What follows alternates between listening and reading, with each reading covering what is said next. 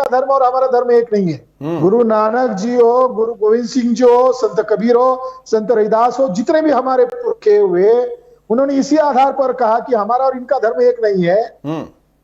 मगर अभी डीएनए कह रहा है कि ब्राह्मण विदेशी है, उनका धर्म भी विदेशी है। इसका सबसे बड़ा सबूत है उन्होंने वर्ना सिस्टम उधर से लाया। इंडिया में कोई वर्ना सिस्टम नहीं था, ये लोग विदेशी है, विदेशी है, और ये साइंटिफिक प्रूव हो गया। जी जी जी। उधर मुझे लगता है वामन जी की जो लाइट जो है वो ब्रेकडाउन हो गई है, पावर ब्रेकडाउन है। तो वामन जी आपको बात सुन रही है मेरी? जी एक मिनट, मैं लाइट चालू करती हूँ। जी जी बिल्कुल। मैं तब तक मैं आपसे अगला सवाल पूछना चाहता हूँ। आप मुझे पूछो जी। जो नेक्स्ट क्वेश्चन है आपके लिए, जो अमेंडमेंट 2001 संशोधन 2001 में ही दुनिया को पता चला था कि ब्राह्मण विदेशी हैं, तो भारत के ब्राह्मणों ने इस पर क्या प्रतिक्रिया दी? उनका क्या रवैया था, क्या रिएक्शन था, और आज ये क्या रिएक्शन दे रहे हैं? क्या जब से रिपोर्ट लागू हुई है और आज तक जो इनका रिएक्शन था, इसमें कोई डिफरेंस, कोई अंतर आपको दिखाई दिया? जी हाँ, ये बहुत ही महत्वपूर्ण क्वेश्चन है। जैसे ही डॉक्टर माइकल बामशात का डीएनए रिपोर्ट वर्ल्ड लेवल पर पब्लिश हुआ जी, भारत के ब्राह्मण बनिया मीडिया ने उसको रीजनल लैंग्वेज में प्रकाशित नहीं किया, केवल मात्र टाइम्स ऑफ इंडिया में पब्लिश हुआ और अंग्रेजी में हुआ। ब्राह्मणों को संदेश मिला जी। तो इसकी सबसे बड़ी प्रतिक्रिया यह है ब्राह्मणों की कि सन 2001 के बाद पूरे देश भर में ब्राह्मणों ने, और वो भी आरएसएस से जुड़े हुए ब्राह्मणों ने, भारत में अलग अलग जगह पर बम ब्लास्ट किए। जी, मैं डीएनए के मुद्दे को ब्राह्मणी आतंकवाद के साथ जोड़कर देख रहा हूं। ब्राह्मणिकल टेररिज्म डेवलप हुआ जी, और पूरे देश भर में बम ब्लास्ट किए गए। 2001 के बाद ही बड़े पैमाने पर अलग अलग सेंटर पर बम ब्लास्ट किए, मुसलमानों का नाम लिया गया, बेकसूर मुसलमानों को ठुसाया गया। अब आप कहोगे कि इसका कोई प्रमाण हो, या दुश्मन जो है वो भी कहेंगे इसका कोई प्रमाण दो। तो मैं आपके चैनल के थ्रू इसका सबूत देना चाहता हूं कि लेफ्टिनेंट कर्नल प्रसाद पुरोहित का फोन टैपिंग किया गया और प्रज्ञा ठाकुर का फोन टैपिंग किया गया, एटीएस के जरिए से उनके लैपटॉप जब्त किए गए करकरे जी के द्वारा। तो उनके लैपटॉप में लगभग 48 वीडियोस और ऑडियोज सेव थे, और उसमें फरीदाबाद 2008 का मीटिंग का मैन्युस्क्रिप्ट बनाया गया और कोर्ट में चार्जशीट के साथ उसको जोड़ दिया गया। पूर्व आईजी मुशर्रफ साहब के जरिए से वो जो मैन्युस्क्रिप्ट है वो हमें प्राप्त हुआ। वो मैन्युस्क्रिप्ट यानी गुप्त मीटिंग में डायलॉग हुआ, उसको स्क्रिप्ट बनाया गया जी। फरीदाबाद में गुप्त मीटिंग हुई, उसमें बीजेपी के एमपी भी वहां उपस्थित थे। उस मीटिंग में मोहन भागवत का भी जिक्र आया। पुरोहित कहता है कि मेरी मोहन भागवत से बात हुई है। पुरोहित कहता है कि हम लोग इसके लिए काम कर रहे हैं जी, यानी संघ का डायरेक्ट कनेक्शन था जी।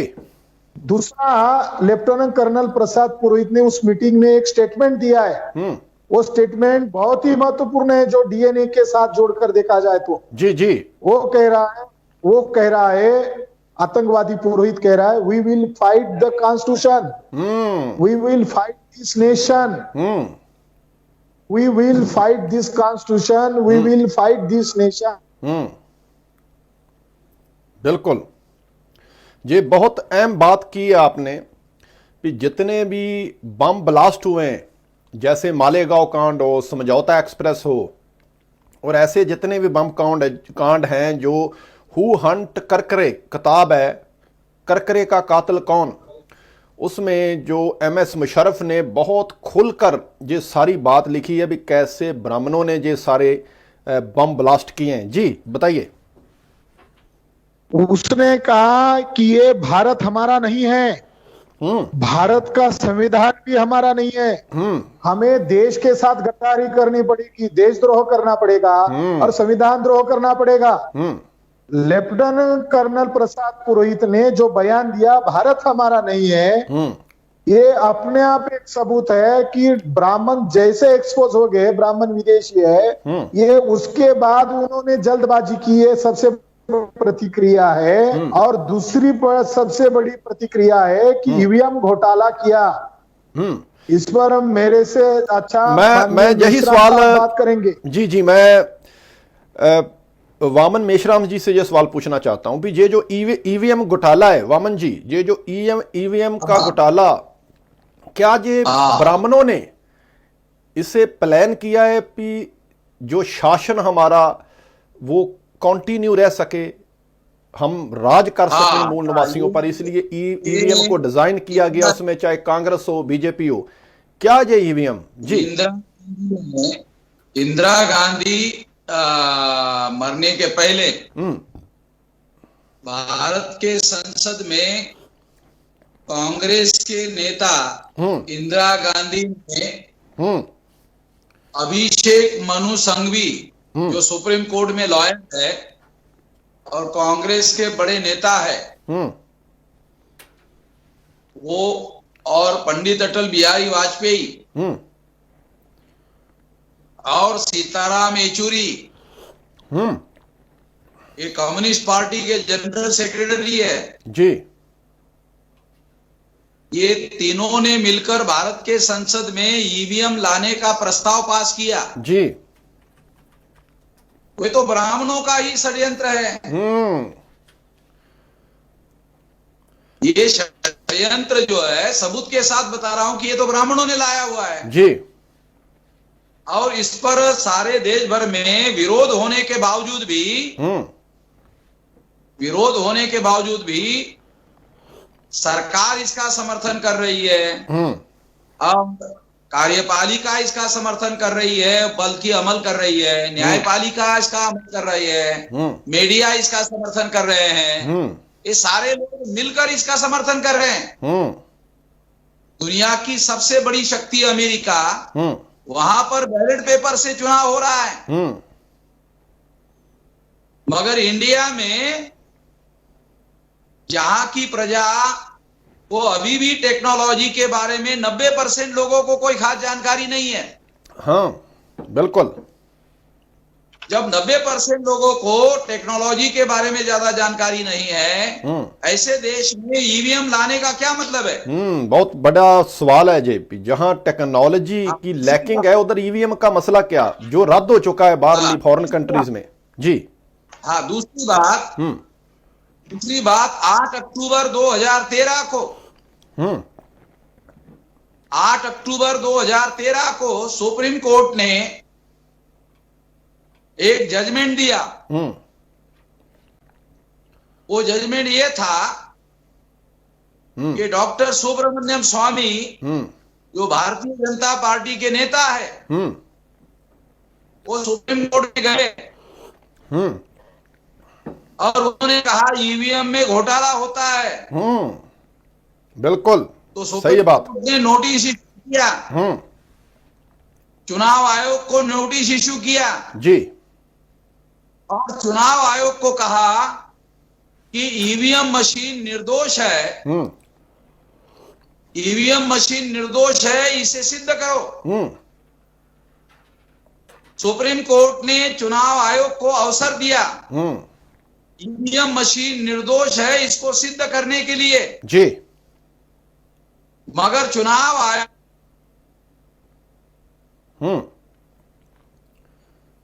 ईवीएम मशीन निर्दोष है, वो नॉन फॉल्टी है। जी आप कैरी ऑन कीजिए। जी सदा की आवाज आ रही है? जी जी आ रही है, बिल्कुल आ रही है, आप बोलिए अभी। जी तो सुप्रीम कोर्ट ने फिर अपने जजमेंट में लिखा केवल ईवीएम मशीन के आधार पर फ्री, फेयर एंड ट्रांसपेरेंट चुनाव नहीं हो सकता। ट्रांसपेरेंट चुनाव करवाने के लिए, फ्री फेयर एंड ट्रांसपेरेंट चुनाव करवाने के लिए पेपर ट्रेल मशीन लगाना होगा। जी। ये ऑर्डर दिया 8 अक्टूबर 2013 को, और उससे निकलने वाले कागज की गिनती करने का आदेश दिया। मगर चुनाव आयोग अभी तक पेपर ट्रेल मशीन से निकलने वाले कागज की गिनती नहीं कर रहा है। ये इस बात का सबूत है, और मैं कोर्ट में केस लेकर गया। मेरे केस में सुप्रीम कोर्ट ने 24 अप्रैल 2017 को निर्णय दिया 2019 के चुनाव में पेपर ट्रेल मशीन 100% लगाई जाएगी। लगाई गई जी। मगर पेपर ट्रेल मशीन से निकलने वाले कागज की गिनती नहीं की गई। कागज की गिनती होती तो इनका घोटाला ईवीएम का पकड़ा जाता। ये पकड़ में ना आए इसलिए ऐसा कर रहे हैं।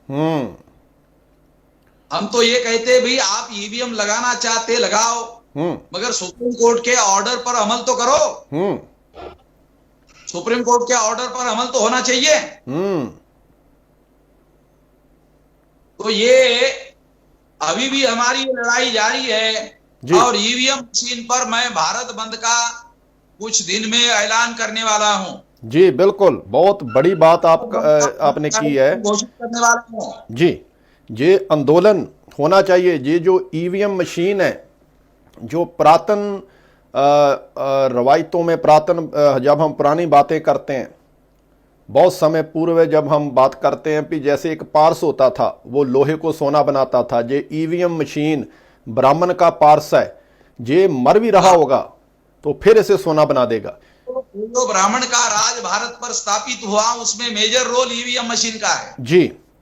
सो EVM should be banned, ban EVM, ये नारा सारे भारत में लगना चाहिए। अगर जिसे हम डेमोक्रेसी, लोकतंत्र और लोकतंत्र शाही कहते हैं, अगर उसे रिस्टोर करना चाहते हैं, क्योंकि जो ईवीएम है ये ब्राह्मण का बड़ा टूल है अपने आप को पावर में रखने के लिए। आप देख सकते हैं कि जितना भी जुल्म आज सरकारी तंत्र की ओर से हो रहा है, और वो बहुत कॉन्फिडेंस से ये जुल्म कर रहे हैं, चाहे वो किसानों का मसला हो। कॉन्फिडेंस क्यों है उन्हें, क्यों इतने कॉन्फिडेंट हैं वो कॉन्फिडेंट इसीलिए हैं क्योंकि उनके पास वो जो यंत्र है, वो जो जादू की छड़ी है ईवीएम, वो है, वो वापस आएंगे। हम जितना चाहे जोर लगा लें, अगर ईवीएम रहेगी तो ब्राह्मण शासन में रहेगा। जी सरदार जी, जी 1 घंटे का समय मैंने दिया था, 1 घंटा 20 मिनट हो गया। जी, अगर आपने जाना है तो आप जा सकते हैं।